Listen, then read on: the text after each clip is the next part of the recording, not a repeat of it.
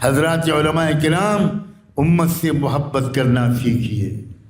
ہم نصیحت کرتے ہیں بغیر محبت کے، ہم تقریریں کرتے ہیں جوشیلی، ہم چلا چلا کر بیان کرتے ہیں، اس کے پیچھے کوئی محبت نہیں ہوتی، شفقت نہیں ہوتی، پیار نہیں ہوتا۔ اسی لیے امت تقسیم ہوتی جا رہی ہے، نوجوان طبقہ علماء سے دور ہوتا جا رہا ہے۔ عوام کے ساتھ رابطہ بڑھائیے۔ یہ میرے اس سفر، بنگلہ دیش کی اس سفر کی آخری رات ہے اور ایک آخری عمومی خطاب ہے۔ میں پورے سفر کا نچوڑ آپ کی خدمت میں پیش کر رہا ہوں۔ جو کچھ کہ میں نے دیکھا ہے، جو موقع آپ کو ملا ہوا ہے، اس کی قدر کر لیجیے۔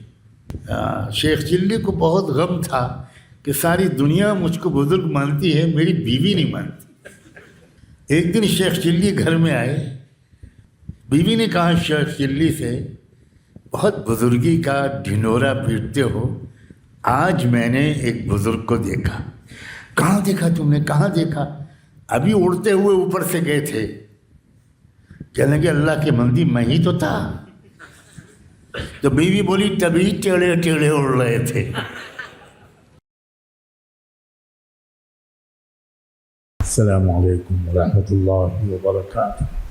الحمد للہ وکفى وسلام علی عباده الذین اصطفى، اما بعد، اعوذ باللہ من الشیطان الرجیم، بسم اللہ الرحمن الرحیم۔ کنتم خیر امۃ اخرجت للناس تأمرون بالمعروف وتنہون عن المنکر وتؤمنون باللہ۔ سبحان ربک رب العزۃ عما یصفون وسلام علی المرسلین والحمد للہ رب العالمین۔ اللہم صل علی سیدنا محمد وعلی آل سیدنا محمد وبارک وسلم۔ قابل احترام علماء کرام اور دانشوران قوم، جس زمانے میں رحمت دو عالم صلی اللہ علیہ وآلہ وسلم ایک بہت بڑی ذمہ داری دے کر بھیجا گیا، اس زمانے کا حال قرآن نے خود بیان کیا ہے۔ ظہر الفساد فی البر والبحر بما کسبت ایدی الناس۔ پوری دنیا جاہلیت کے نظام میں بری طرح پھنس چکی تھی۔ حکومتوں کا کام ظلم کرنا، غریبوں کو لوٹنا، کچلنا، دبانا، کمزوروں کے حقوق کو چھیننا، جس کی لاٹھی اس کی بھینس، مائٹ از رائٹ، یہی قانون چلتا تھا۔ کسی کمزور کو انصاف نہیں مل سکتا تھا، سخت بدامنی تھی۔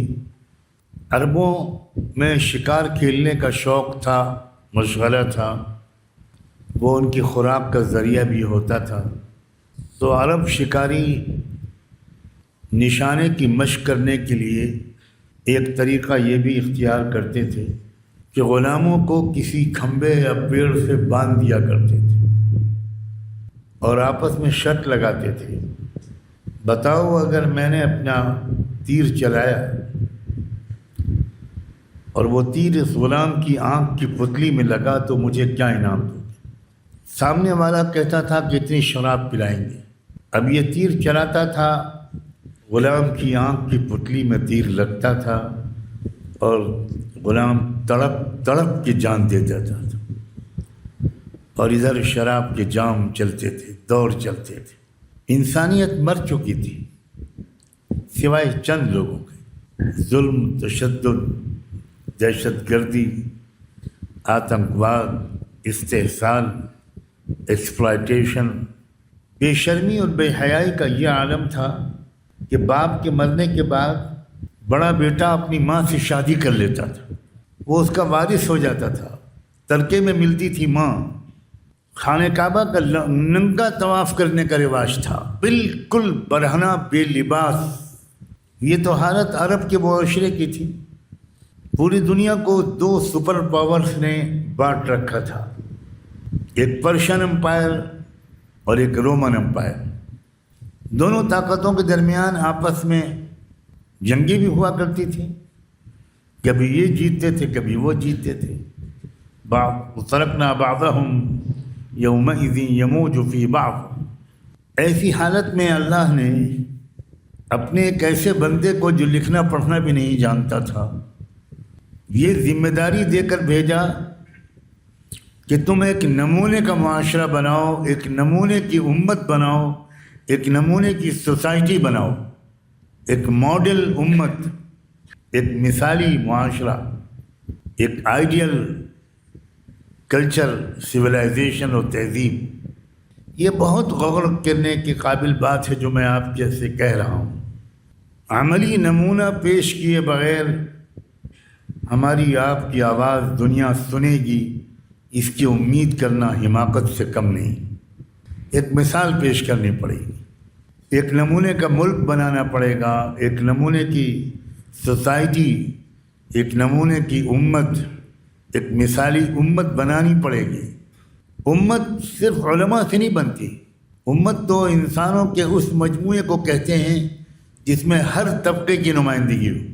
کسان بھی ہوں، مزدور بھی ہوں، تاجر بھی ہوں، علماء بھی ہوں، دانشور بھی ہوں، شعراء اور ادبا بھی ہوں، اہل قلم بھی ہوں، نوجوان بھی ہوں، بزرگ بھی ہوں، مرد بھی ہوں، عورتیں بھی ہوں، نوجوان لڑکے اور لڑکیاں بھی ہوں، اور وہ سب ایک مثالی کیریکٹر رکھیں، پاک صاف، ایسا کیریکٹر جس میں ایمانداری ہو، جس میں پاک دامنی ہو، ایسا کیریکٹر جس میں بہادری ہو، جس میں سخاوت ہو، جس میں ہمدردی ہو، جس میں نگاہوں پر کنٹرول ہو، جس میں بڑوں کا ادب اور چھوٹوں سے پیار ہو،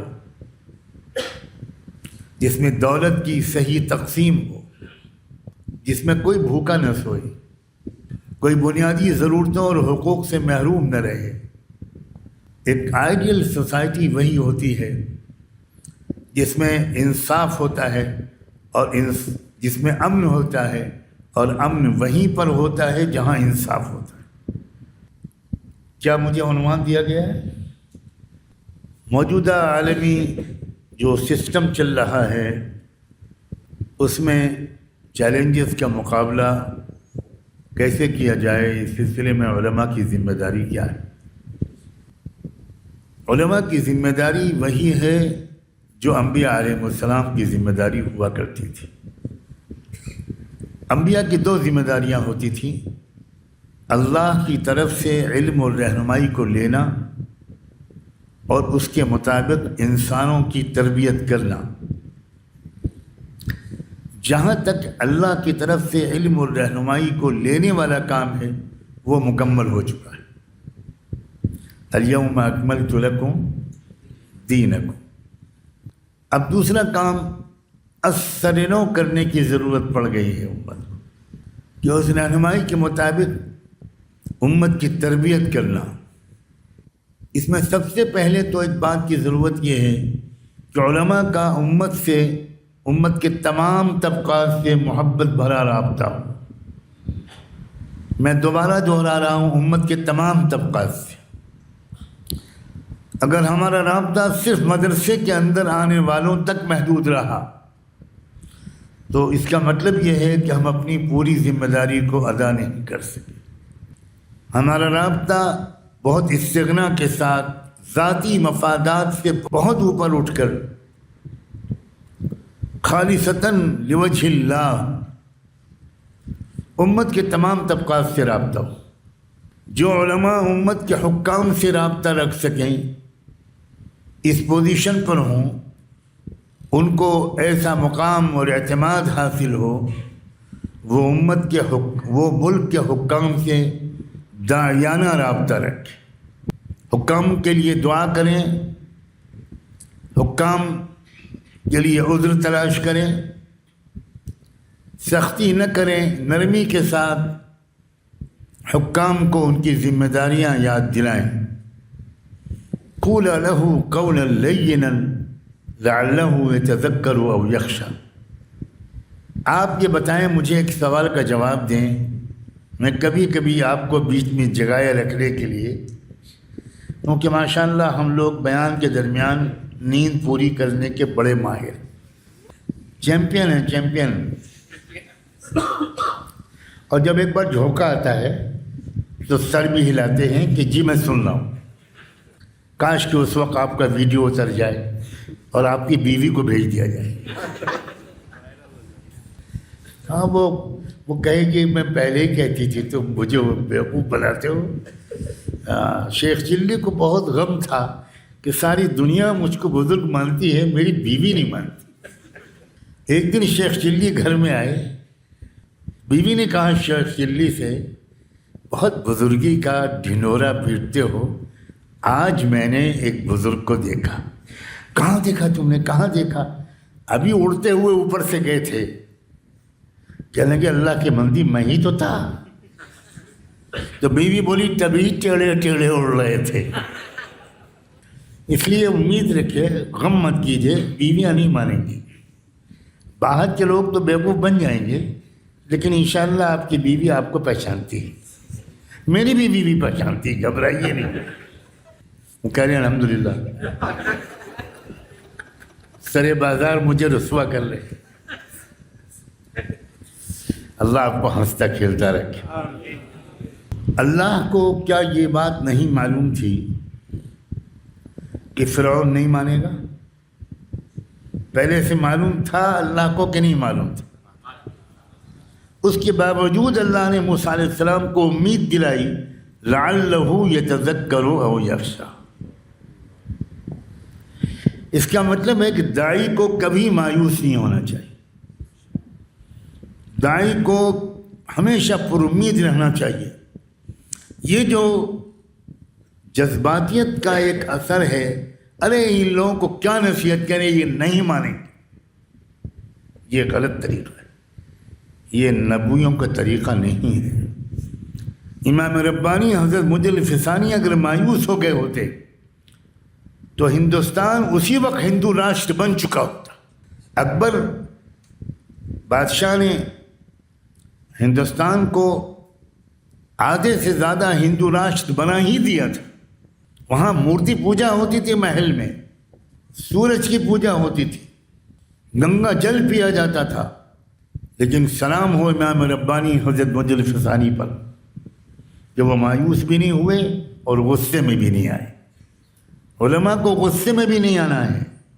میں جانتا ہوں مچھلی کھانے والے بہت جلدی غصے میں آتے، تھوڑا دہی بھی کھا لیا کیجیے. علماء غصے میں اگر آگے آئیں گے تو ملت تباہ ہو جائے گی. امام ربانی غصے میں بھی نہیں آئے، مایوس بھی نہیں ہوئے. انہوں نے کیا طریقہ اختیار کیا؟ غور سے سنیے. انہوں نے اس بات کی پوری تحقیق کی اور پتہ لگایا کہ دربار شاہی میں پالیسی کے بنانے والے کون کون لوگ ہیں. شاہ بادشاہ جن سے مشورے لیتے ہیں، ان کا جو ایڈوائزری گروپ ہے، ان کا جو ایک بہت ہی پرائیویٹ کور کمیٹی ہے، وہ کون لوگ ہیں، یہ پتہ لگایا. اور ایک ایک کو خطوط لکھنے شروع کیے. دعوتی مکتوبات کا سب سے شاندار نمونہ جو بر صغیر میں تیار ہوا وہ مکتوبات امام ربانی ہیں. انہوں نے خطوط لکھنے شروع، اور ان خطوط میں ایسے ایسے القاب لکھے کہ ہم فقیر لوگ ان مقامات تک نہیں پہنچ سکتے جن مقامات عالیہ تک آپ پہنچ سکتے. آپ کو اللہ نے بڑی ذمہ دار پوزیشن پہ بٹھایا ہے. یقیناً آپ کے اندر کچھ ہنر اور صلاحیتیں ہوں گی. یہ فقیر آپ کو کچھ مشورے دیتا ہے. اس طرح انہوں نے وزراء، مشیران بادشاہ، امراء دربار، ان سب کو خطوط لکھنے شروع کیے اور توجہ ڈالنی شروع کی. تنہائی میں بیٹھ کر عجیب و غریب روحانی انداز سے اپنے مخاطب لوگوں کے دل پر توجہ ڈالنی شروع کی، اللہ سے دعا مانگنی شروع کی ان کے لیے، اور اللہ نے ان کے دل میں کشش ڈال دی، دل کو دل سے راہ ہوتی ہے۔ وہ لوگ ایک ایک کر کے سرہند آنے لگے، حضرت امام ربانی سے کی خدمت میں حاضر ہونے لگے، ان کے مرید ہو گئے، بیعت ہو گئے، شاگرد بن گئے، ان سے اپنی اصلاح و تربیت کرانی شروع کی۔ اور اب جیسا امام ربانی ان سے کہتے تھے کہ بادشاہ کو یہ مشورہ دیا جائے، بادشاہ کو یہ صلاح دی جائے، اسی طرح وہ لوگ مشورے دینے لگے۔ دھیرے دھیرے بادشاہ کا ذہن بہتر ہوتا گیا، جہانگیر کا ذہن بہتر ہوا، شاہ جہاں کا ذہن بہتر ہوا۔ شاہ جہاں کی اولاد میں سے اورنگزیب بالکل حضرت امام ربانی کے بیٹے خواجہ معصوم کے خاص مرید اور خلیفہ بن گئے۔ اور پھر ایک وقت آیا کہ جس ملک کو ہندو راشٹر بنایا جا رہا تھا، اس ملک کا حکمراں اورنگزیب بنے۔ بعض عرب مصنفین اورنگزیب کے بارے میں یہ لفظ استعمال کرتے ہیں کہ کان خامس الخلفاء الراشدین۔ تو علماء کا ایک بہت بڑا کام، جو علماء اس لائق ہوں، ہم میں سے ہر ایک اس لائق نہیں ہے، اس کے ذمہ اور بہت کام ہے، لیکن جو اکابر علماء وہ شفقت اور پیار کے ساتھ، دعا اور توجہ کے اہتمام کے ساتھ، خیر خواہی کے ساتھ، انی لکم ناصح امین، بد دعا کے ساتھ نہیں، دعا کے ساتھ، سختی کے ساتھ نہیں، نرمی کے ساتھ حکام سے رابطہ رکھے۔ جن ملکوں میں مسلمانوں کی اکثریت ہے، ان ملکوں کے علماء کے لیے یہ کام نسبتاً آسان ہے۔ اللہ ان ملکوں کے علماء کو حکمت اور ہمت دونوں عطا فرمائے، اور ان کا ایک روب، ان کی ہیبت، ان کی عظمت، ان کا ادب و احترام وہاں کے حکام میں وزراء بھی ہیں، حکام میں جو کمشنر قسم کے آفیسرز ہوتے ہیں، بیوروکریسی کے لوگ ہوتے ہیں، اہل قلم ہوتے ہیں، پریس کے لوگ ہوتے ہیں، یہ سب مراد ہیں۔ علماء کو ان سے الگ نہیں رہنا چاہیے، ان سے دور نہیں رہنا چاہیے۔ ایک بہت غلط فہمی ہے، بالکل غلط فہمی ہے۔ علماء کو ان کا احسان قبول تو نہیں کرنا چاہیے، شکریہ کے ساتھ معذرت کرنی چاہیے۔ علماء آزاد رہیں، علماء مستغنی رہیں، جیسے ائمہ سلف نے راستہ اختیار کیا، لیکن یہ حکام کو محسوس نہ ہو کہ ہمیں جہنمی سمجھتے ہیں، یہ ہمیں کافر اور فاسق سمجھتے ہیں، یہ ہمارے خلاف سازشیں کر سکتے ہیں۔ یہ مزاج یہ غلط ہے، بہت غلط ہے، غیر پیغمبرانہ، غیر نبوی انداز ہے۔ پھر امت میں جو علماء ہیں، ان کے علاوہ کیا ذمہ داری، علماء کی کیا ذمہ داری حکام کے علاوہ؟ ایک تو علماء امت کے نوجوانوں کے لیے اپنے سینوں کو کھولیں۔ شاید یہ بات غلط نہیں ہوگی کہ مدارس کے حلقے میں اور کالج یونیورسٹی کے حلقے میں ایک گیپ بن گیا ہے، ایک دوری ہو گئی ہے۔ یہ بہت نقصان دہ بات ہے۔ میں آپ کو ایک واقعہ سنانا چاہتا ہوں، سناؤں؟ بغیر فیس کی؟ آج مار ڈالا آپ نے۔ صرف اس لیے زندہ ہوں کہ ابھی میری موت کا وقت نہیں آیا۔ تو پوری کوشش تو کی آپ لوگوں نے، لیکن ابھی تک تو کامیاب نہیں ہوئی۔ مجھے امید تو ابھی بھی اطمینان نہیں ہے، کیونکہ آپ لوگوں کی تدبیریں بڑی خطرناک ہیں، بہت خطرناک۔ ان کیدکن عظیم، کننا آپ کو تھوڑی کہہ رہا ہوں، آپ کننا تھوڑی ہیں، آپ کم ہیں۔ حوالے صدقت و بررت و بالحق نطقت.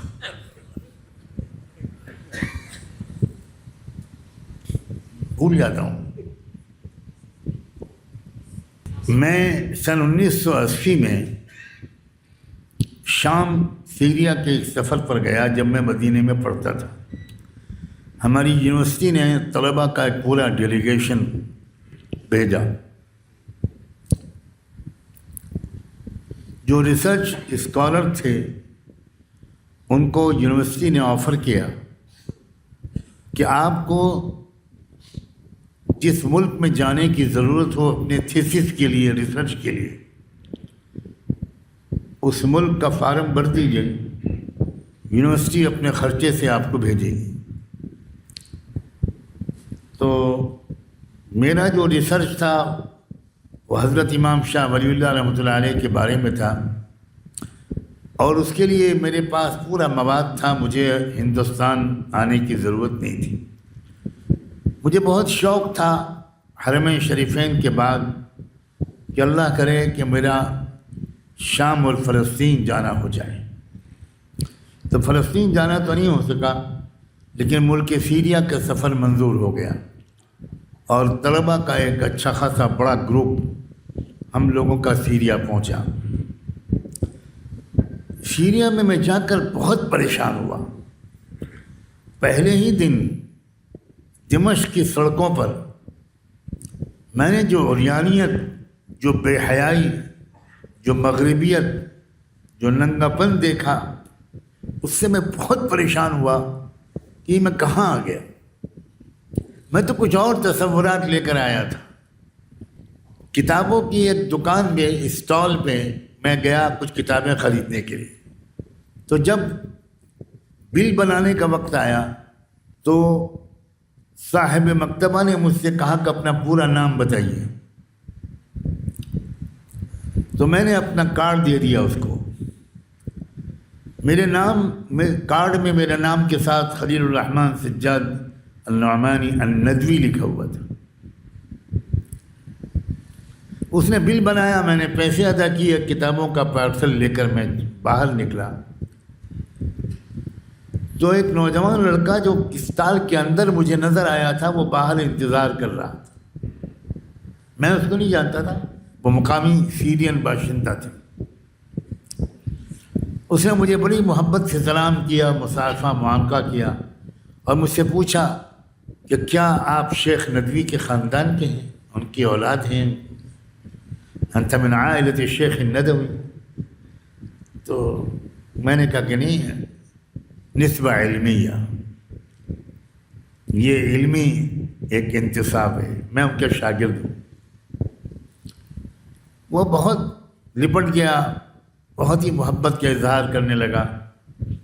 تو میں نے اس سے اپنا غم کا اظہار کیا، اپنا تعارف کرایا کہ ہم لوگ اس طرح مدینے سے آئے ہیں، لیکن میں تو دمشق میں حیران ہوں، یہ کیا ہو رہا ہے، یہ میں کہاں آ گیا. اس نے کہا کہ 2 طرح کے ملک شام ہیں، 2 طرح کے دمشق ہیں. جس دمشق کو آپ تلاش کر رہے ہیں، میں کل جمعہ ہے، آپ کس مسجد میں نماز پڑھیں گے؟ میں نے کہا تم بتاؤ کہاں پڑھنی چاہیے.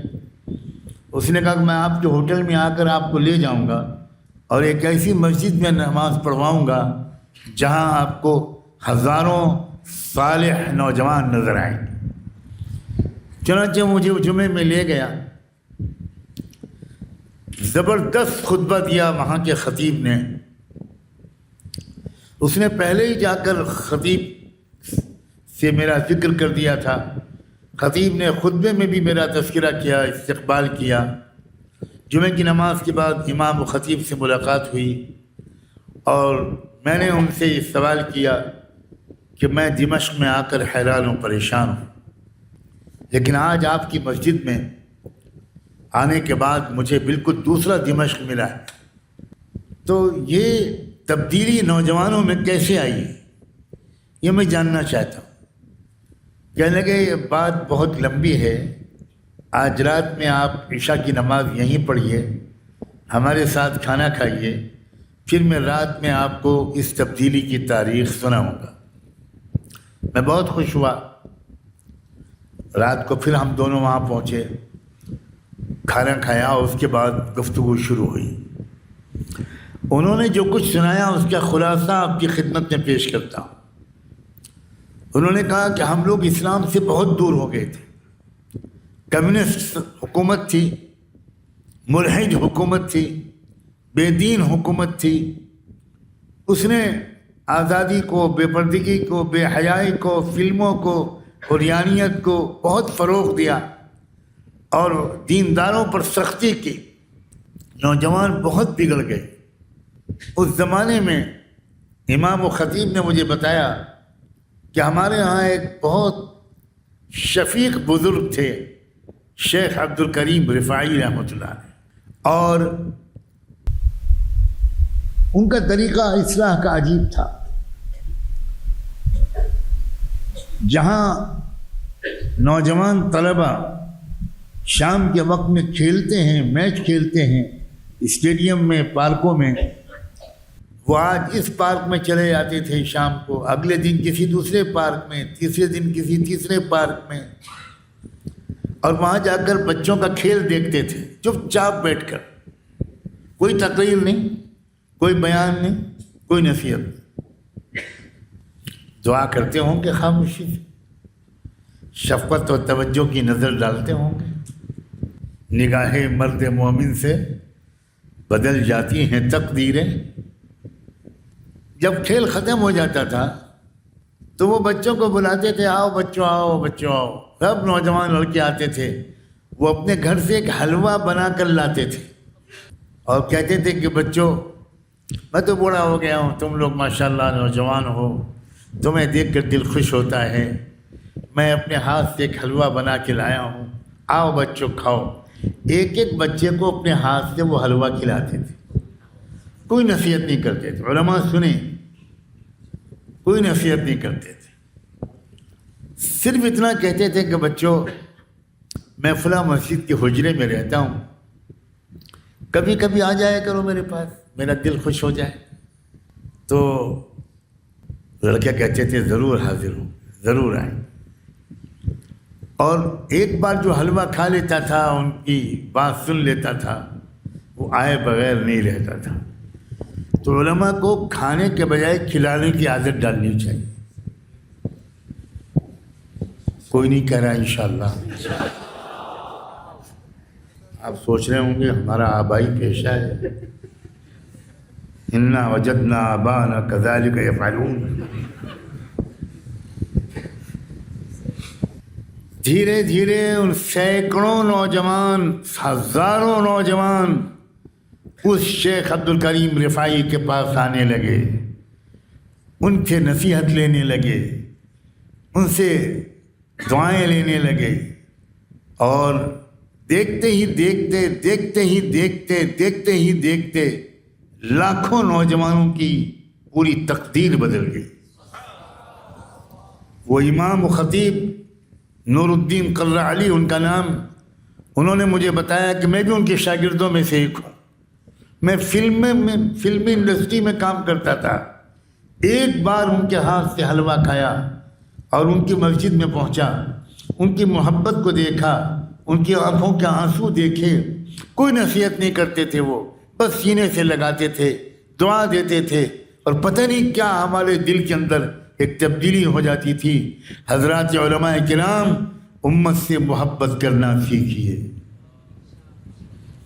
ہم نصیحت کرتے ہیں بغیر محبت کے، ہم تقریریں کرتے ہیں جوشیلی، ہم چلا چلا کر بیان کرتے ہیں، اس کے پیچھے کوئی محبت نہیں ہوتی،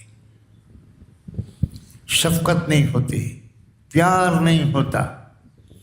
اسی لیے امت تقسیم ہوتی جا رہی ہے، نوجوان طبقہ علماء سے دور ہوتا جا رہا ہے۔ تو بہت بڑی بات یہ ہے کہ حکام کے بعد میں کہتا ہوں کہ علماء اپنی مسجد کے بیانوں میں، جمعے کے بیانوں میں، اپنی مسجدوں کے اندر درس قرآن کے حلقے قائم کیجیے، مختصر تشریح کیجیے قرآن کی، اور نوجوانوں کو بلائیے اس میں، پردے کے ساتھ مستورات بھی شریک ہوں، درس قرآن کی محفلوں میں، کالجوں میں پڑھنے والی لڑکیوں کو بھی بلائیے، اور نوجوانوں کو قریب کرنے کے لیے ایک اور ترکیب، مضمون نگاری کے مقابلے رکھیے، ایسے رائٹنگ کے مقابلے رکھیے، کسی کالج کی انتظامیہ سے بات کر کے وہاں اشتہار لگوائیے کہ اس موضوع پر 20 صفحے کا مضمون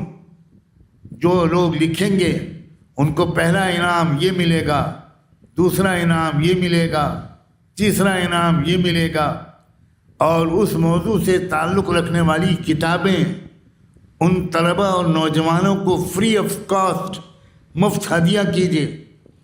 وہ کتابیں پڑھیں گے، ان کتابوں میں اللہ کے رسول کی پاک سیرت پڑھیں گے، آپ کے اخلاق پڑھیں گے، آپ کی سادگی، آپ کی شفقت، آپ کی محبت، آپ کا پیار، آپ کی نرمی، آپ کا عمومی طرز زندگی، نوجوانوں کے لیے خاص طور پر آپ کی محبتیں، اس کو جب پڑھیں گے سیرت کی کتاب میں تو ان کے دل میں تبدیلی آئے، وہ مضمون لکھیں گے، آپ ان کو انعام دیجئے، جلسہ کیجئے انعامی، اس میں ان کے والدین کو بلائیے، ان کے اساتذہ کو بلائیے، ان کا بھی اکرام کیجئے۔ یعنی علماء کو نوجوانوں کے لیے اپنے پرانے انداز کو تھوڑا بدلنا پڑے گا۔ یاد رکھیے کہ کالجوں یونیورسٹیوں کے نوجوان ہی زیادہ تر حکومتی عہدوں پر پہنچیں گے، وہی جج بنیں گے، وہی وزیر بنیں گے، وہی وزیر اعظم بنیں گے، وہی صدر بنیں گے، وہی آرمی میں جائیں گے، وہی پولیس میں جائیں گے، وہی میڈیا میں جائیں گے۔ اگر ہم ان سے الگ رہے، کٹے رہے، بالکل ان کو فاسق فاجر سمجھتے رہے، گمراہ سمجھتے رہے، اور اپنے آپ کو جنت کے ٹھیکیدار سمجھتے رہے، تو ہمیں پتہ بھی نہیں چلے گا، ہمارے اندر یہودیوں کی خصلتیں آ جائیں گی۔ ابلیس جو ہمیشہ کے لیے جہنمی قرار دیا گیا، اس نے کیا کیا تھا؟ کیا ابلیس نے زنا کیا تھا؟ کیا ابلیس نے شراب پی تھی؟ کیا ابلیس نے شرک کیا تھا، مورتی پوجا کی تھی؟ کیا گناہ کیا تھا؟ صرف یہی تو کہا تھا کانا خیر منہ، تکبر، کبر۔ علماء کی بیماری تاش کھیلنا نہیں ہے، علماء کے گناہ سینما دیکھنا نہیں ہے۔ بہت سے گناہ تو ہم اس لیے نہیں کرتے کہ سماج ہم کو وہ گناہ کرتے ہوئے دیکھ لے گا تو ہماری بے عزتی ہوگی۔ علماء کا اصل گناہ تکبر ہے، علماء کا اصل گناہ حسد ہے۔ اسی لیے حضرت شاہ ولی اللہ رحمۃ اللہ نے صاف لکھا ہے الفوز الکبیر فی اصول التفسیر میں کہ اگر یہودیت کو اور یہودیوں کو دیکھنا ہو تو امت کے علماء سو کو دیکھ لو۔ عوام کے ساتھ رابطہ بڑھائیے۔ یہ میرے اس سفر، بنگلہ دیش کی اس سفر کی آخری رات ہے اور ایک آخری عمومی خطاب ہے۔ میں پورے سفر کا نچوڑ آپ کی خدمت میں پیش کر رہا ہوں، جو کچھ کہ میں نے دیکھا ہے، جو موقع آپ کو ملا ہوا ہے اس کی قدر کر لیجیے۔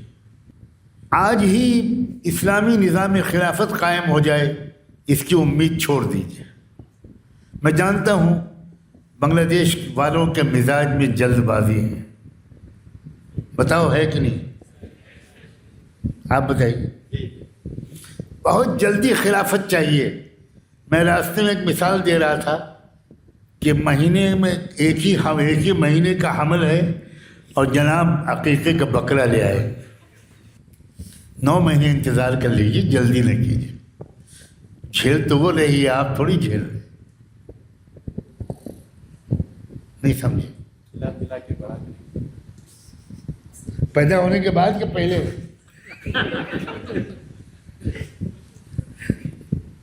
دیکھا میری تصدیق کر رہے ہیں۔ اچھا 1 مہینے کا بھی انتظار نہیں کرو گے؟ ہاں سمجھ رہا ہوں میں۔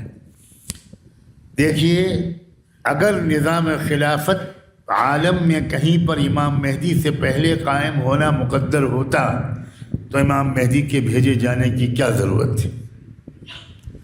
میں بہت صاف لفظوں میں کہہ رہا ہوں، آپ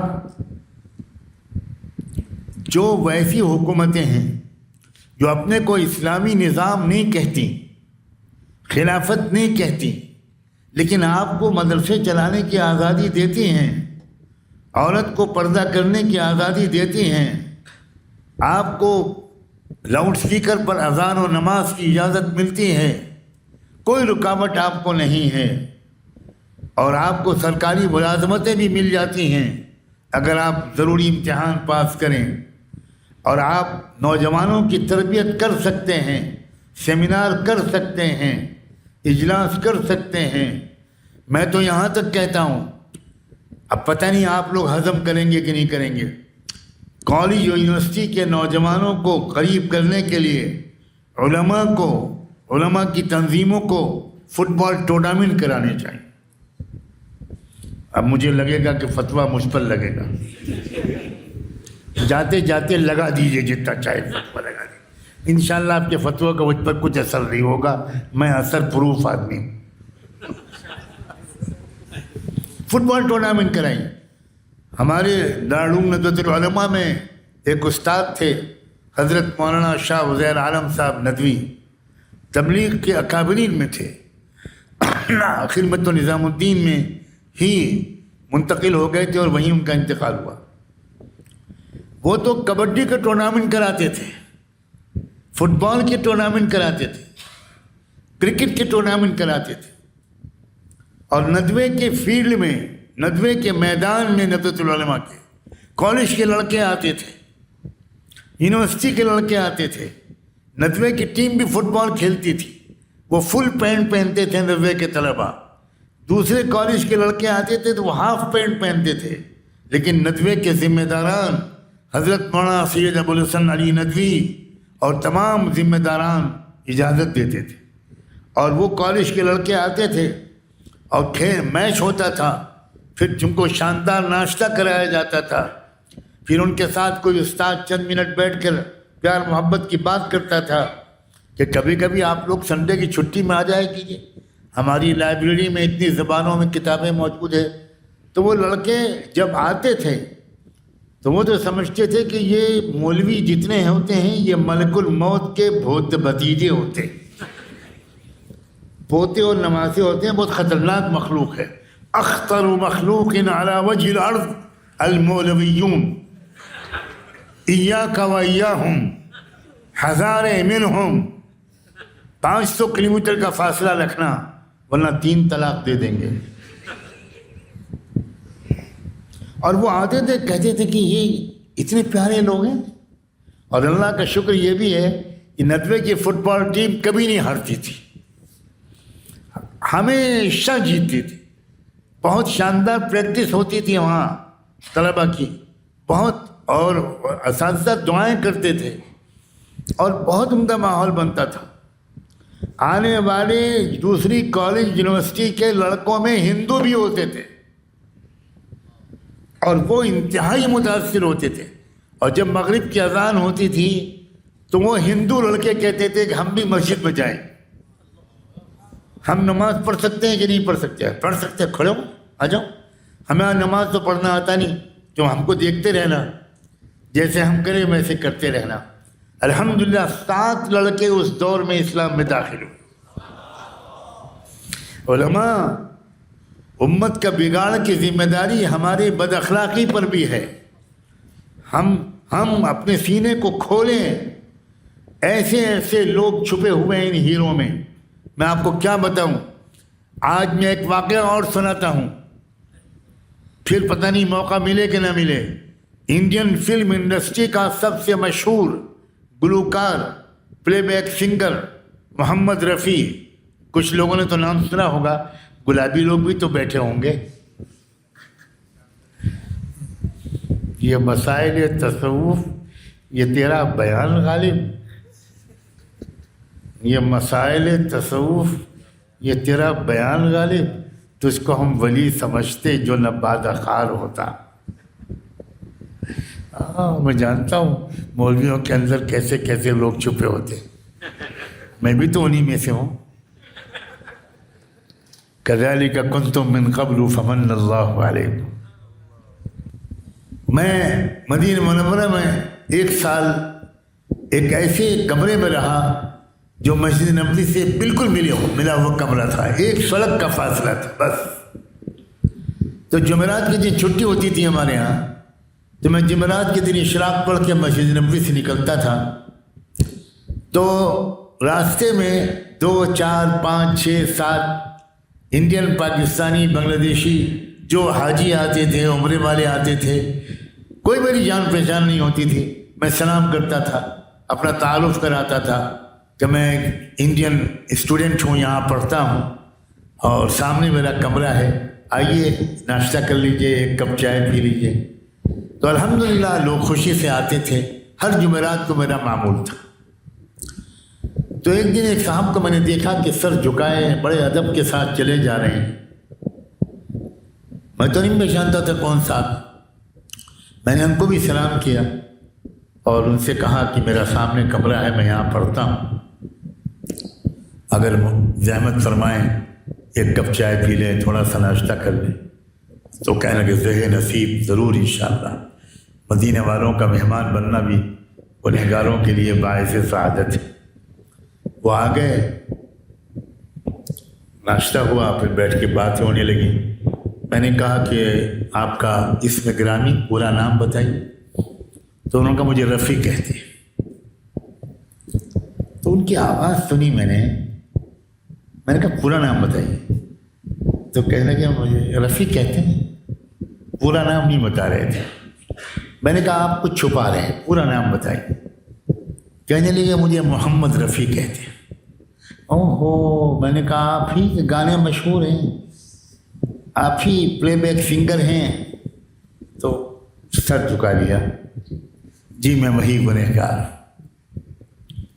میں نے کہا رفیع صاحب میں تو کبھی گانے سنتا نہیں، لیکن اپنی بیٹی کی شادی کے موقع پر، رخصتی کے موقع پر آپ نے جو نظم گائی ہے وہ میں نے کئی بار سنی. تو کیا رفیع صاحب اس وقت آپ کچھ اشعار سنا دیں گے؟ تو سنیے علماء کرام. اس شخص نے سر جھکایا، ٹپ ٹپ آنسو گرنے لگے، رونے لگے محمد رفیع صاحب اور کہنے لگے کہ مولانا بہت گنہگار ہوں، اس زمین پر مزید گناہ مت کروائیے.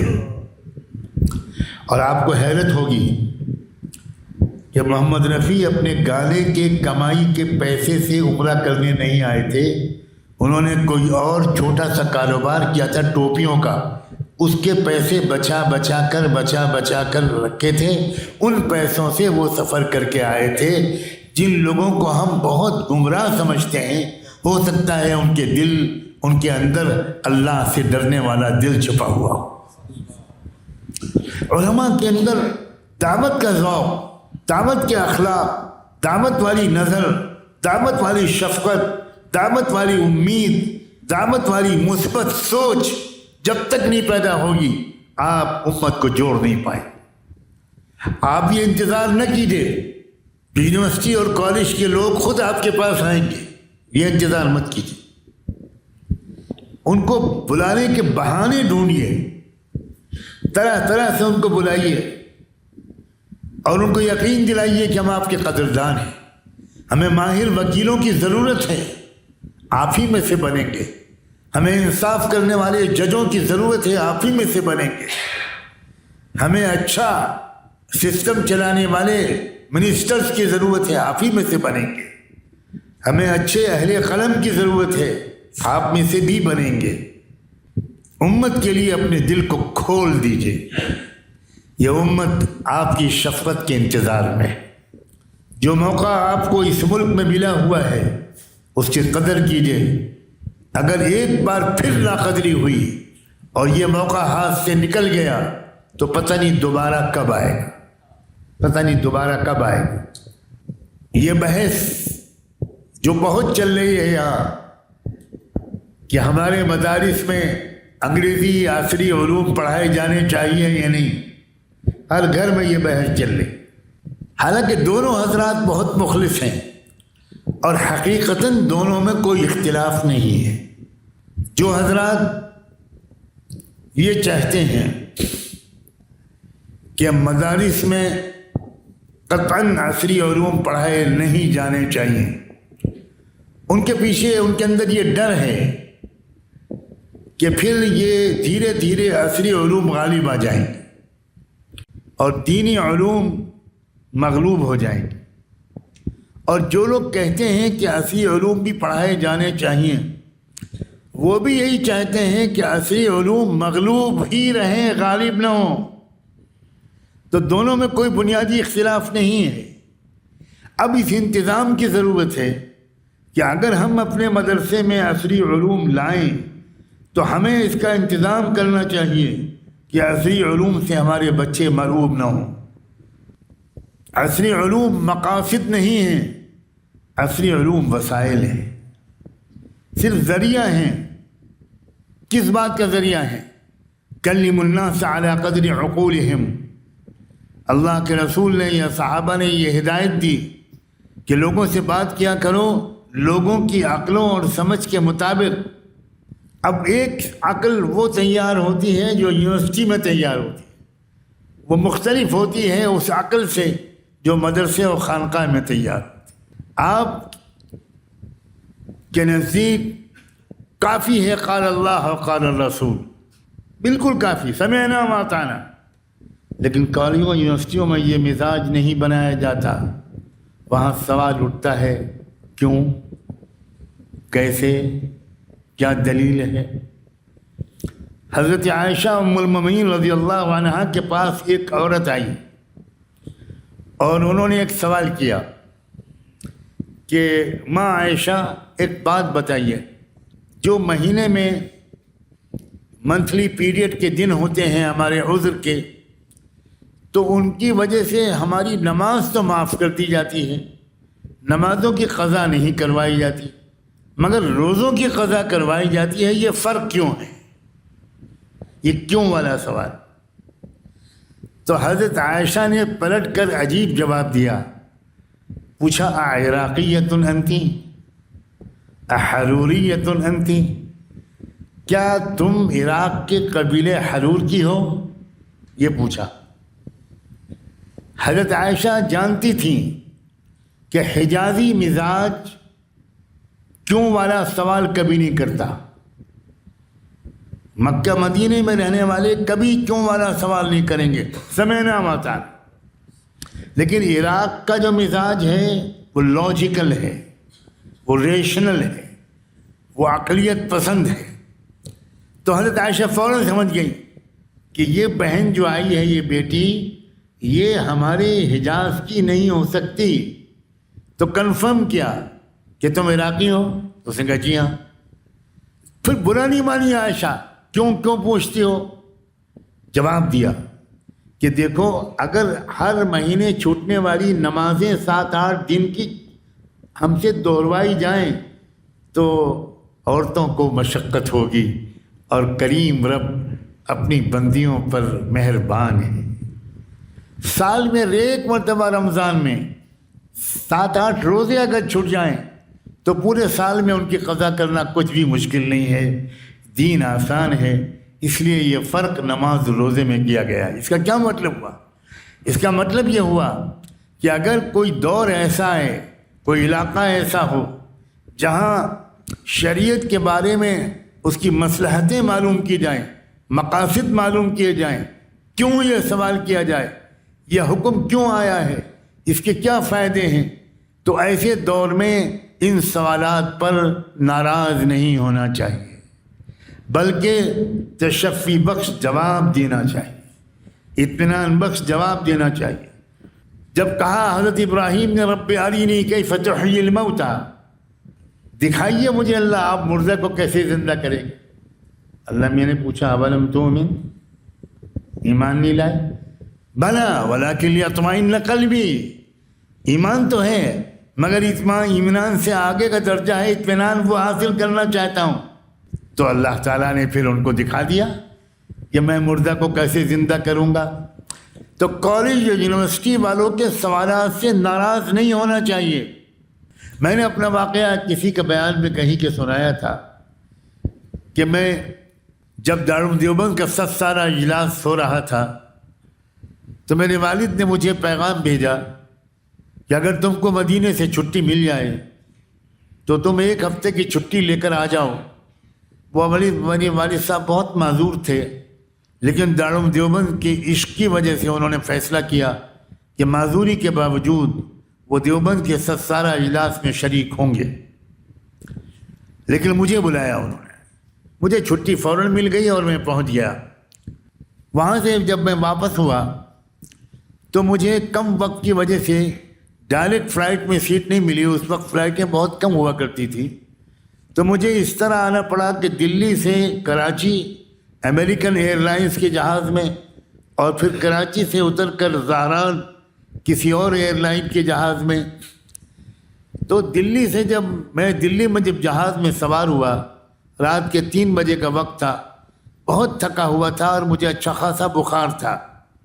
میں اس ارادے کے ساتھ جہاز میں گیا تھا کہ میں آرام کروں گا، لیکن قسمت میں کچھ اور لکھا تھا۔ جو سیٹ مجھے ملی اس کے بغل کی سیٹ پر ایک سکھ بھائی بیٹھے ہوئے تھے، سردار جی، اور وہ فرینکفرٹ سے آ رہے تھے اکیلے، اور انشاءاللہ خوب سو چکے ہوں گے۔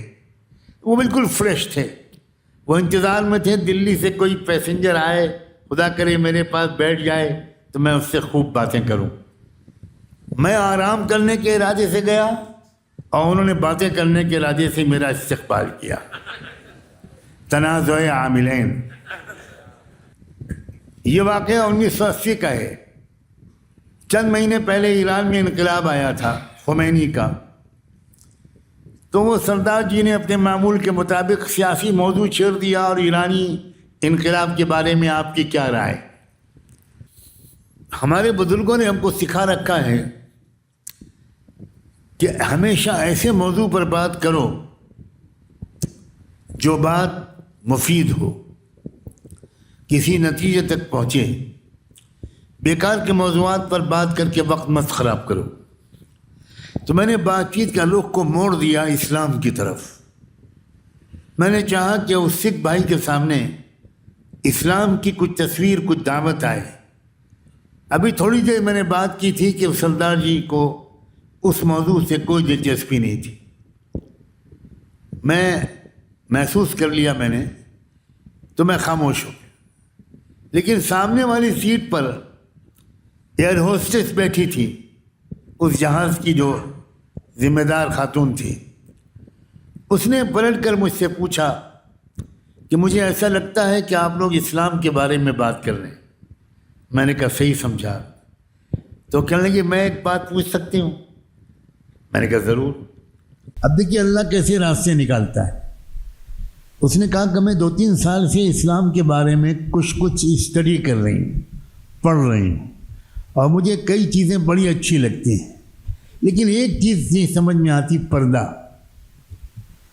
یہ پردہ جو آپ کے ہاں ہے، اس نے گویا 50% آبادی کو 4 دیواروں کے پیچھے قید کر دیا ہے۔ یہ کہاں کا انصاف؟ ہمیں بزرگوں نے سکھایا کہ جب کوئی سوال کرے تو اپنے علم پر بھروسہ مت کرنا، اللہ کی طرف متوجہ ہو جانا اور دعا کرنا کہ اگر اس سوال کا جواب دینے میں خیر ہو تو جواب دینے کا ارادہ دل میں ڈال دیجئے اور صحیح جواب بھی القاء فرما دیجئے۔ ایسا جواب میرے ذہن میں آیا جو اس سے پہلے کبھی نہیں آیا تھا۔ میں نے کہا کہ میں آپ کو آپ کے سوال کے جواب میں ایک واقعہ سنانا چاہتا ہوں جو آپ کے ہی ملک امریکہ میں ہوا تھا 1972 میں، اور اس میں واقعہ یہ تھا کہ ایک صاحب اپنی کار میں بریف کیس میں رکھ کر نکلے لاکھوں ڈالر کے ہیرے جواہرات اور زیورات، اور ایک چوراہے پر رات کے 12-1 بجے جب بالکل خالی تھی سڑک، انہوں نے ایک چوراہے کے پاس کار روکی اور بیچ چوراہے پر بریف کیس کھول کے رکھ دیا، اور کنارے ہی ان کا مکان تھا، وہ اوپر جا کر انہوں نے بالکنی سے جھانک کر دیکھنا شروع کیا، اپنا کیمرہ لے کر کھڑے ہو گئے۔ دیکھا تھوڑی دیر کے بعد ایک اور گاڑی آئی، گاڑی والے نے بریف کیس کو دیکھا تو اس نے اپنی گاڑی روکی، قریب گیا، چاروں طرف دیکھا، بریف کیس اٹھایا، بند کیا، اپنی گاڑی میں رکھا اور تیزی سے بھاگا۔ تو اوپر سے اس نے کیمرے سے فوٹو بھی کھینچ لیا، پولیس کو فون بھی کر دیا۔ امریکن پولیس نے اگلے ہی چوراہے پر اس بریف کیس لے کر بھاگنے والے کو گرفتار کر لیا، پکڑ لیا۔ اس کے بعد اس کا کیس چلا تو میں نے اس سے کہا کہ آپ کے ہائی کورٹ نے، ہیوسٹن کے ہائی کورٹ نے یہ فیصلہ کیا کہ مجرم وہ نہیں ہے جس نے کھلے ہوئے بریف کیس کو اٹھایا، مجرم وہ ہے جس نے بریف کیس کو کھلا رکھ دیا۔ اب میں نے کہا آپ سمجھیے آپ کے سوال کا جواب، تو 1-2 منٹ تو وہ تھوڑی پریشان سی رہی، اس کے بعد ایک دم اچھل گئی۔ میں نے کہا میں آپ کو سمجھانا چاہتا ہوں کہ عورت اور لڑکی اسلام کی نظر میں کروڑوں ڈالر سے زیادہ قیمتی ایک ہیرا ہے، ایک زیور ہے، ایک گولڈن جیول ہے۔ اب اگر کوئی لڑکی اپنے آپ کو کھلا ہوا پیش کرتی ہے تو آپ کے ہائی کورٹ کے فیصلے کے مطابق اگر کوئی لڑکا سیٹی بجاتا ہے، کوئی لڑکا اس لڑکی کو چھیڑتا ہے، تو آپ کے ہائی کورٹ کے فیصلے کے مطابق مجرم وہ لڑکا نہیں ہے بلکہ مجرم وہ لڑکی ہے جس نے اس لڑکے کو دعوت دی، جس نے اپنے کو اوپن کیا۔ یہ ہے پردے کا فلسفہ۔ پردہ اس لیے ہے کہ اسلام لڑکی اور عورت کو ایکسٹریملی عزت اور ڈگنیٹی کی نظر سے دیکھتا ہے۔ اسلام برداشت نہیں کرتا کہ کسی ماں بہن کو بری نظر سے دیکھا جائے۔ یقین کیجئے کہ جب میں یہ بات بیان کر رہا تھا تو وہ حیرت میں تھی، اور اس نے کہا کہ میں سچ کہتی ہوں کہ آج میں قائل ہو گئی، اسلام کا یہ حکم بالکل انصاف کے مطابق بالکل صحیح ہے۔ لیکن مسئلہ یہ ہے، اس نے کہا کہ اب کراچی ایئرپورٹ آنے والا ہے، آپ اتر جائیں گے۔ میرے ذہن میں کئی سوالات ہیں۔ میں نے کہا کہ میں تو اسٹوڈنٹ ہوں، میرے پاس کوئی موبائل یا کوئی فون تو ہے نہیں، اس وقت تو شاید موبائل نکلا بھی نہیں ہوگا۔ تو میں نے کہا کہ میں جس ہاسٹل میں رہتا ہوں مدینے میں، اس کے جو وارڈن، چیف وارڈن کا جو آفس ہے، اس کا فون نمبر میں آپ کو دے دیتا ہوں۔ آپ کو جب کوئی بات پوچھنی ہو آپ مجھے کال کر لیں، تو میں کوشش کروں گا کہ آپ کے سوال کا جواب دوں۔ اگر نہیں معلوم ہوگا تو میں سوری بول دوں گا۔ اگلے 3-4 مہینے تک ہر مہینے میں 1-2 مرتبہ اس کا کال آتا تھا، کوئی سوال پوچھتی تھی وہ بچی، میں اس سوال کا جواب دیتا تھا۔ سنانا علماء آپ کو یہ ہے کہ 27 رمضان کی رات میں اس اللہ کی بندی کا فون آیا، اس نے یہ بتایا کہ میں اس وقت مسلم کمیونٹی سینٹر آف شکاگو میں بیٹھی ہوئی ہوں، اور میں نے ابھی کلمہ پڑھا ہے اور میرا نام فاطمہ رکھا گیا ہے۔ علماء آپ حضرات سے میں گزارش کرتا ہوں، دعوت کا مزاج جو ہوتا ہے وہ کسی سے مایوس نہیں ہونے دیتا۔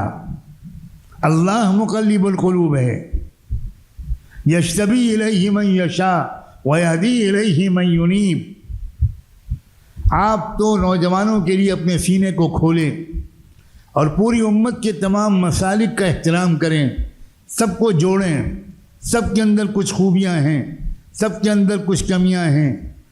یہ مزاج جو ہے کہ سارا خیر ہمارے پاس ہے اور سب کے پاس صرف گمراہی ہے، یہ مزاج امت کو جوڑنے نہیں دیتا، یہ جوڑنے نہیں دیتا۔ یاد رکھیے، الگ الگ حلقوں کے پاس کسی کے پاس عشق رسول ہے، کسی کے پاس توحید ہے، کسی کے پاس جذبہ جہاد ہے، کسی کے پاس اقامت دین ہے، کسی کے پاس حفاظت دین ہے۔ ہم تو ایسے بن جائیں کہ بھائی ہر حلقے کا خیر، ہم شہد کی مکھی کی طرح، شہد کی مکھی ہر پھول پر بیٹھتی ہے اور وہاں سے اس کا رس لے لیتی ہے، اور اس رس کو میٹھا کر دیتی ہے. سبحان اللہ. چاہے وہ رس خود میٹھا نہ ہو لیکن شہد کی مکھی اسے میٹھا بنا دیتی ہے. اگر ہماری عقل سلیم فکر پختہ ہو جائے تو ہم امت کے مختلف حلقوں سے خیر لے سکتے ہیں. یقین رکھیے میرا سب حلقوں سے تعلق ہے. میں ہر حلقے کے قریب رہتا ہوں اور یہ کوشش کرتا ہوں کہ جو خیر ان کے پاس ہے وہ خیر اللہ کرے میں ان سے لے سکوں, ان کا احسان مانوں, ان کے لیے دعائے خیر کروں. میں زندگی بھر ان کا ممنون احسان رہوں. امت ایک ہی حلقے کا سے کبھی نہیں بن سکتی. امت تو بنے گی ہی مختلف حلقوں کی. آج مصیبت یہ ہے کہ ہر حلقہ چاہتا ہے کہ تمام حلقے اس کی کاربن کاپی بن جائیں. ایسا نہیں ہو سکتا, ایسا نہیں ہو سکتا. یہ بتائیے حضرت صدیق اکبر اور عمر فاروق کا مزاج ایک تھا کہ الگ الگ تھا؟ اللہ نے خود فرمایا صدیق اکبر سے کہ فیک شبہ من عیسیٰ, تم میں عیسیٰ کی جھلک ہے. حضرت عمر سے فرمایا وفیک شبہ من موسیٰ, تم میں موسیٰ کا جلال ہے, موسیٰ کی شباہت ہے. کیا حضرت خالد بن ولید اور حضرت حسان بن ثابت یہ دونوں کیا ایک مزاج کے تھے؟ جنگ خندق کے موقع پر, غزوہ احزاب کے موقع پر جب اللہ کے رسول نے حکم دیا کہ عورتوں کو ایک قلعے میں بند کر دیا جائے حفاظت کے خیال سے, اور وہاں بھیج دیا حسان ابن ثابت کو, باقی سارے صحابہ تو محاذ جنگ پر تھے. یہودی کمانڈر کے حکم سے ایک یہودی جاسوس سپاہی وہ زمین میں کرال کرتا ہوا, رینگتا ہوا, وہ بڑھنے کی کوشش کر رہا تھا اس قلعے کی طرف, یہ دیکھنے کے لیے کہ اس میں کیا مرد بھی ہیں یا صرف عورتیں ہیں. حضرت صفیہ نے دیکھ لیا, ایک عورت صحابیہ نے, حضرت صفیہ نے دیکھ لیا اور حضرت حسان کو کہا ادھر دیکھو حسان, جھاڑیوں کے اندر سے کوئی لینگتا ہوا چلا آ رہا ہے, روکو اس کو وہیں. تو حضرت حسان نے کہا میں اگر اس کام کا ہوتا تو یہاں ہوتا, مجھ سے نہیں ہوگا, میں کچھ نہیں کر سکتا. تو حضرت صفیہ نے کوئی تنقید نہیں کی حضرت حسان پر. حضرت صفیہ خود اتری, اتر کر جا کر اس یہودی کا سر کاٹا اور اس کے بعد اس سر کو حسان کی طرف پھینکا اور کہا کہ اس کو کم سے کم اتنا تو کر دو کہ وہ جو جدھر سے یہودی فوج ہے اس کے قریب اس کو ڈال دو تاکہ ان کو یہ اطلاع ہو جائے کہ جس کو بھیجا تھا اس کا یہ حشر ہوا, آئندہ کوئی ہمت نہ کرے. حضرت حسان نے کہا اس کو کرنے کی کوشش کرتا ہوں. اب یہ الگ الگ مزاج, لیکن کیا کسی نے تنقید کی حضرت حسان پر؟ کسی نے کہا کہ تم ہمیشہ شاعری کرتے رہتے؟ امت میں مختلف ذوق ہوں گے, امت میں حسان ابن ثابت بھی ہوں گے, ابو ذر غفاری بھی ہوں گے, خالد بن ولید بھی ہوں گے, عمرو بن عاص بھی ہوں گے, ابو بکر عمر عثمان و علی بھی ہوں گے, حسن اور حسین بھی ہوں گے. خود حضرت حسن اور حضرت حسین کے مزاج میں زمین آسمان کا فرق. تو اللہ تعالیٰ یہ امت مختلف مزاجوں والی ہی ہے, اس کو ایک مزاج ایک کاربن کاپی میں ڈالنے کی کوشش مت کیجیے, بلکہ مختلف صلاحیتوں کی قدر کیجیے. آپ میں سے کبھی کسی نے فٹ بال کھیلنے کا گناہ کیا ہے؟ گناہ پوچھ رہا ہوں, مولوی لوگ بیٹھے ہیں. کون کھیلتا تھا؟ ہاتھ اٹھائے ذرا. ماشاء اللہ. اگر سارے لوگ گول کیپر بن جائیں تو ہو جائے گا میچ. سارے لوگ سینٹر فارورڈ میں آ جائیں تو ہو جائے گا میچ, ہو جائے گا. سارے لوگ لیفٹ ان پہ آ جائیں, سارے لوگ رائٹ ان پہ آ جائیں, کیسے چلے گا؟ کوئی فل بیک پہ سب لوگ چلے جائیں, ہاف بیک پہ سب لوگ چلے جائیں, ڈی میں سب لوگ چلے جائیں, کیسے چلے گا؟ ڈسٹریبیوشن آف رول ہوتا ہے, اپنے اپنے رول کی تقسیم ہوتی ہے. کچھ ذمہ داری علماء کی ہے کچھ ذمہ داری وائس چانسلرس کی ہے، کچھ ذمہ داری سائنسدانوں کی ہے، کچھ ذمہ داری ڈاکٹرز کی ہے، کچھ ذمہ داری انجینئر کی ہے، کچھ ذمہ داری شیخ الحدیث کی ہے، کچھ ذمہ داری شیخ التفسیر کی ہے، کچھ ذمہ داری صحافیوں کی ہے، کچھ ذمہ داری میڈیا والوں کی ہے، کچھ ذمہ داری نوجوانوں کی ہے، کچھ ذمہ داری خواتین کی ہے۔ اس طرح بنائی تھی آقا نامدار سیدنا محمد الرسول اللہ نے یہ امت۔ بالکل مختلف مزاج کے لوگ تھے جن کو اللہ کے رسول نے اپنی محبت کی چادر میں سمیٹ لیا تھا۔ اس وقت پھر ایک مرتبہ عالمی چیلنجز کا مقابلہ کرنے کے لیے ایک امت واحدہ کا ہونا ضروری ہے۔ امت واحدہ کو بنائیے۔ تربیت کا بھی ایک لمبا وقفہ باقی ہے، تربیت کی سخت ضرورت ہے، اور علماء کے لیے تو کسی اللہ والے کی صحبت میں مدتوں گزارنا، تربیت حاصل کرنا بہت ضروری ہے۔ آپ دیندار بنیں یہ کافی نہیں ہے، آپ کو سمجھدار بھی بننا پڑے گا۔ بہت اہم بات میں کہہ رہا ہوں، دیندار بنیں یہ کافی نہیں ہے، آپ کو سمجھدار بننا پڑے گا۔ بھولے بھالے بالکل مسکین قسم کے مزاج کے لوگ، ان کو نظم عالم سپرد نہیں کیا جا سکتا۔ آپ بتائیے مغرب کی قوموں کے حوالے اللہ نے دنیا کو کیوں کر رکھا ہے؟ ان کے اندر انفرادی گناہ بہت ہیں اور اپنے ملکوں کو چلانے کا سلیقہ بھی بہت ہے۔ تو جب تک امت اس قابل نہ ہو جائے کہ دنیا کے مینجمنٹ کو پھر سے اللہ مسلمانوں کے حوالے کر دے، تب تک انہی لوگوں کے حوالے مینجمنٹ کو کیا جاتا رہے گا۔ جلد بازی نہ کیجیے، جلد بازی مت کیجیے۔ مجھے 10-11 دن ہوئے یہاں آئے ہوئے، میں نے محسوس کیا ہے بہت سی خوبیاں ہیں آپ کے اندر۔ سمجھداری میں اضافے کی ضرورت ہے، سمجھداری کے لیے گہری تربیت کی ضرورت ہے، گہرے مطالعے کی ضرورت ہے، سمجھداروں کی صحبت کی ضرورت ہے۔ صرف دینداروں کی صحبت کافی نہیں ہے، میں صاف لفظوں میں کہتا ہوں۔ حضرت عمر رضی اللہ تعالیٰ عنہ اس زمانے میں محسوس کرنے لگے تھے، اللہم انی اشکو الیک کید اعدائک وعجز اولیائک۔ اے اللہ، میں رونا روتا ہوں اس بات کا کہ آپ کے جو دشمن ہیں وہ بڑے چالاک ہیں اور آپ کے جو دوست ہیں وہ بڑے سیدھے سادے ہیں۔ یہ تربیت رسول اللہ کی نہیں تھی، بالکل نہیں تھی۔ اللہ اکبر!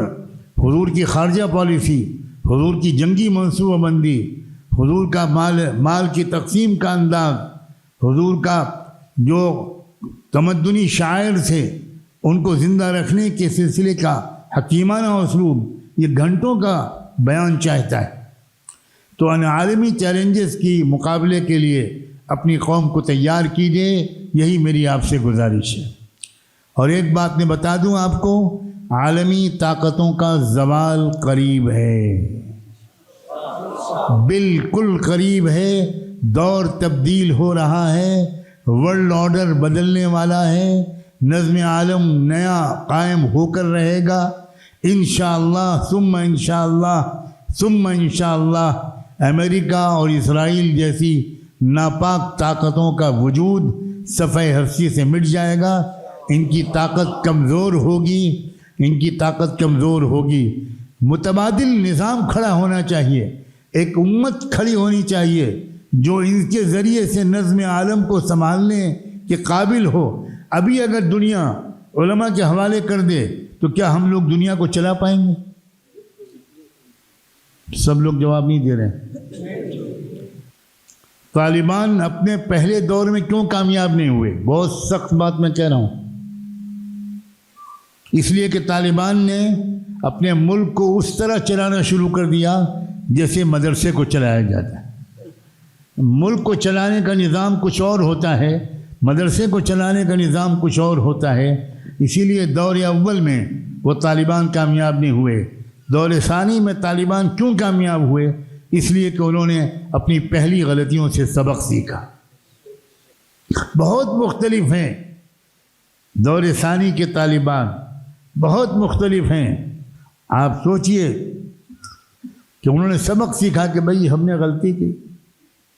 کسی طالب علم کو سبق یاد نہیں، اس کو مرغا بنا دو، کیونکہ مرغا کھاتے کھاتے مرغا دیکھنے کا بھی شوق ہو گیا. اس کو مارو. حفظ کے درجے میں جو پٹائی ہوتی ہے، اے اللہ ہر شریف مسلمان کے بچے کو محفوظ رکھے. وہ ایک باپ اپنے بچے کو مدرسے لے جا رہا تھا.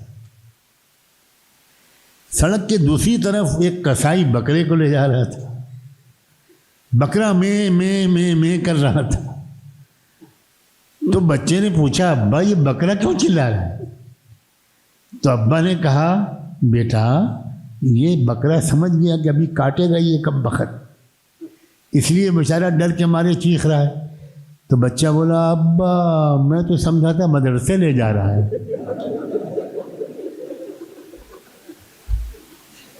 اس طرح بچوں کی تعلیم ہوتی. اسی لیے ہر حفظ کرنے والا لڑکا یہ طے کرتا ہے کہ ٹھیک ہے میں بھی بنوں گا حافظ، میں بھی استاد بنوں گا، میں بھی خوب ماروں گا.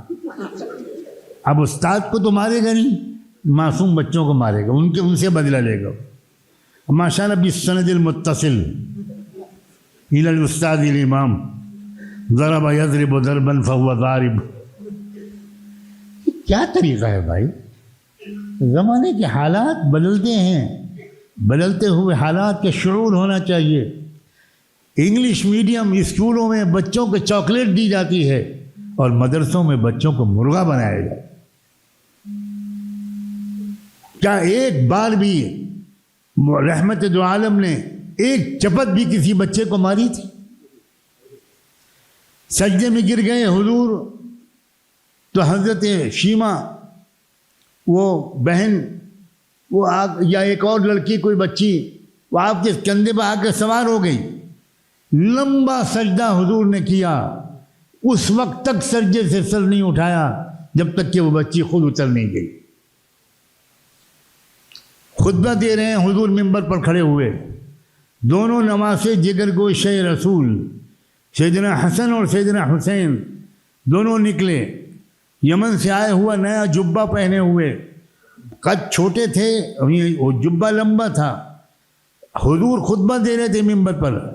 خطبہ دیتے دیتے آپ کو یہ ڈر لگا کہ کہیں پیر میرے نواسوں میں سے کسی کا پھنس نہ جائے اور وہ گر نہ جائیں. خطبہ چھوڑا اللہ کے رسول نے، نیچے اترے اور ایک نواسے کو داہنی طرف دوسرے نواسے کو بائیں طرف گود میں لے کر دوبارہ خطبہ دینے کے لیے چڑھے اور پھر خطبہ شروع کیا. اور اس کے بعد فرمایا، صدق اللہ العظیم انما اموالکم واولادکم فتنہ. وہ جو آپ نے کیا وہ بشریت تھی، یہ جو آپ نے اعلان فرمایا یہ نبوت تھی. اور رسول اللہ کی زندگی میں بشریت و نبوت ساتھ ساتھ چلی ہے. نہ ایک لمحے کے لیے بشریت جدا ہوئی، نہ ایک لمحے کے لیے نبوت جدا ہو. علماء اگر نبیوں کے میراث ہیں تو آپ کو ایک شفیق ترین باپ ہونا چاہیے. آپ کے بچے فخر سے کہیں دنیا میں کسی بچے کو ایسا باپ نہیں ملا جیسا باپ مجھے ملا. آپ کی بیویاں کہیں دنیا کی کسی عورت کو ایسا شوہر نہیں ملا جیسا مجھے ملا ہے. آج تو کسی لڑکی کے پاس مولوی کا پیغام جاتا ہے تو لڑکی گھبرا جاتی ہے کہ خدا خیر کرے. ایک بوڑھی عورت تھی، اس کو اس کے شوہر نے طلاق دی.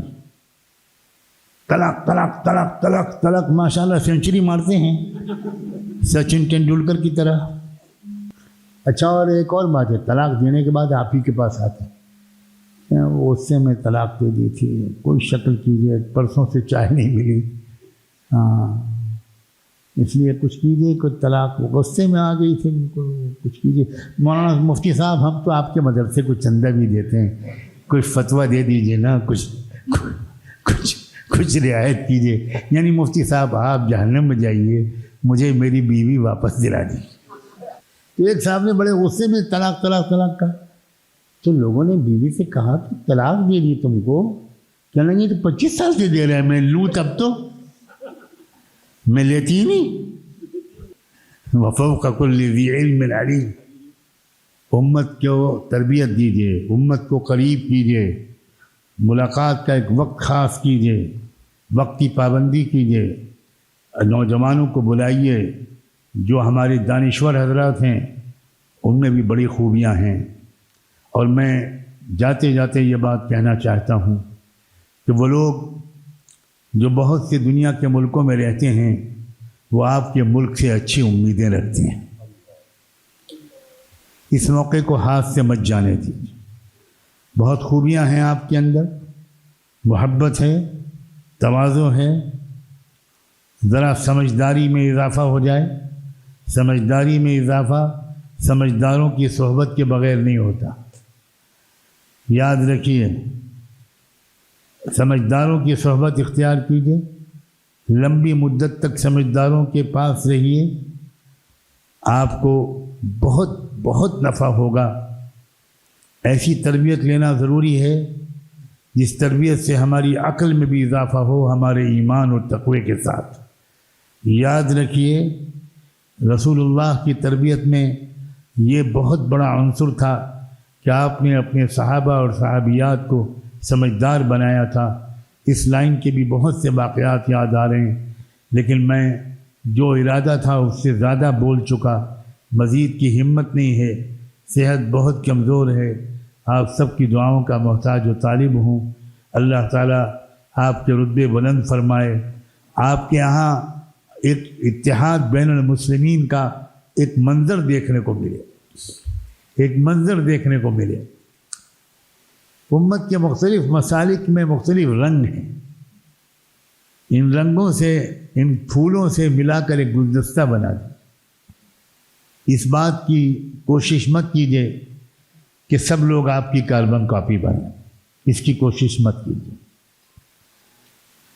الحمدللہ کہ مجھے یہ دیکھ کر بھی یہاں خوشی ہوئی کہ دوسرے اکابر کے علاوہ، دوسرے اداروں کے علاوہ آپ کے ملک میں حضرت مولانا ابوالحسن علی ندوی رحمۃ اللہ علیہ اور دارالعلوم ندوۃ العلماء کا بھی خوب تذکرہ ہے.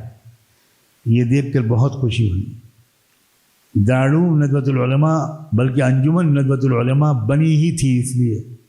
اس کے دو مقاصد تھے: امت کے مختلف جماعتوں، مسلکوں، سب کو اکٹھا کرنا، سب کو جوڑنا، اور دوسرا ہمارے مدارس کے نصاب و نظام تعلیم میں ایسی تبدیلی لانا جس تبدیلی کو زمانے کی تبدیلی ضروری قرار دے رہی ہے. میں یہ محسوس کر رہا ہوں، اللہ کا شکر ہے کہ یہ فکر آپ کے یہاں عام ہو رہی ہے. اگر سلیقے کے ساتھ ان دونوں چیزوں کو پیش کیا جائے تو کسی کو بھی اس کے قبول کرنے میں تردد نہیں ہوگا. کوئی یہ نہیں کہے گا کہ امت میں جھگڑے ہونے چاہیے، اتحاد نہیں ہونا چاہیے، رابطہ آپس میں نہیں ہونا چاہیے. کوئی یہ نہیں کہے گا کہ 500 سال پہلے ہم جس طرح پڑھاتے تھے آج بھی اسی طرح پڑھاتے رہیں. یہ کوئی سمجھدار آدمی اس کی رائے نہیں دے گا. ہمیں نئی مثالوں کی ضرورت ہے اصول فقہ میں، ہمیں نئی دلیلوں کی ضرورت ہے فقہ میں. نئے نئے مسائل آ گئے، بینکنگ کا مسائل آ گئے، انشورنس کا مسئلہ آ گیا، کرنسی کے تبادلے کا مسئلہ آ گیا، کرنسی پر زکوٰۃ کا مسئلہ آ گیا، وغیرہ وغیرہ. بہت سے نئے مسائل آ گئے. ان میں جدید علوم سے واقفیت بھی ضروری ہے، جدید معاشیات کا علم بھی ضروری ہے، قدیم فقہ کا علم بھی ضروری ہے. اور الحمدللہ آپ میں بڑی تعداد میں ایسے باشعور علماء ہیں جو الحمدللہ ان جدید تقاضوں کو سمجھ رہے ہیں اور ان کے مطابق اصلاح و ترمیم اور تجدید و تنوع کی کوششیں کر رہے ہیں. اللہ تعالیٰ ان کی کوششوں کو کامیاب فرمائے. آپ سب کو عزتوں کا بلند مقام عطا فرمائے. ہم سب کو اللہ تعالیٰ اپنی معرفت، اپنی محبت، اپنا قرب اور اپنی رضا عطا فرمائے.